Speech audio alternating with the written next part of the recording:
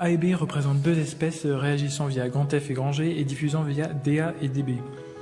Plus précisément, A et B renvoient un activateur, un inhibiteur, A catalysant la formation de A et de B, et B inhibant celle de A. Si DB est très grand devant DA, A va se concentrer dans certaines régions de l'espace délimitées par B, aboutissant à des motifs en régime permanent, les structures de Turing.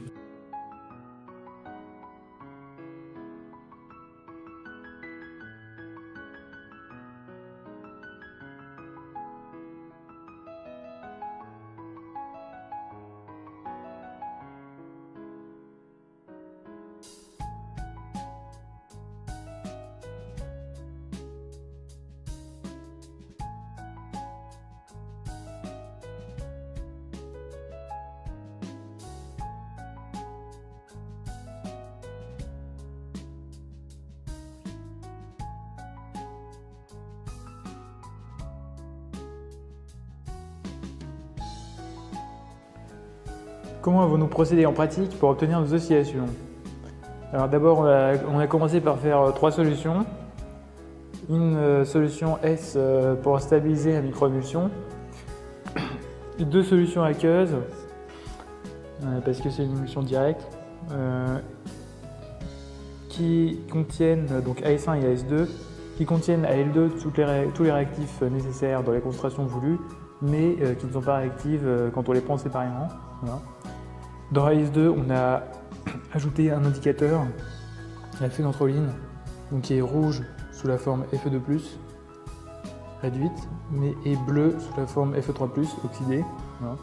Il permet de visualiser les variations de concentration des différentes espèces. Ensuite, on convertit les solutions aqueuses en microémulsions, c'est-à-dire AS1 devient ME1, AS2 devient ME2, par mélange, dans certaines proportions, S à S, donc de S avec les solutions aqueuses.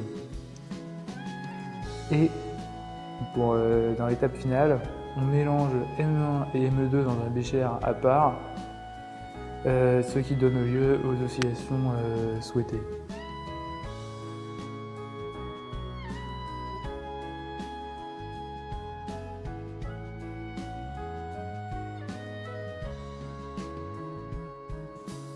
Aux concentrations en acide sulfurique requises dans les expériences, ME1 était trouble.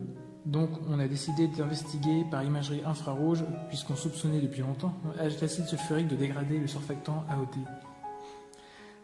En effet, les signaux associés aux liaisons C, double liaison O ester ont disparu en présence d'H2SO4, indiquant une dégradation de l'AOT et donc une chute de son pouvoir surfactant. D'où des gouttes de plus grosse taille et donc une plus grande diffusion de la lumière, d'où l'aspect laiteux observé. En plus, dans l'enquête infrarouge, on a estimé la distribution de la taille des gouttes dans les deux microémulsions qu'on attendait autour de 10 nanomètres. L'analyse aux Z-Sizer a révélé que ME1 correspondait à nos attentes, tandis que ME2 se divisait en deux populations, ce qui ne correspondait pas à nos attentes. Et pour cause, les ME2 étaient fort chargés en ferroïne, un acide fort en solution aqueuse, et donc la valeur particulièrement faible du pH dans ME2 a diminué le pouvoir fort surfactant de l'AOT, ce qui explique l'aspect laiteux.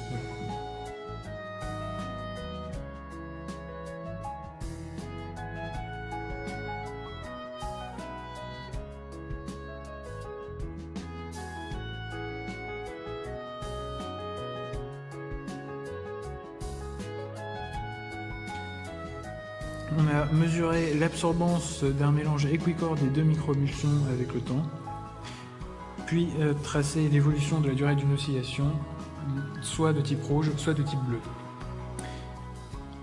Ce qu'on constate, c'est que tous ces résultats sont en bon accord, très bon accord avec les prédictions théoriques.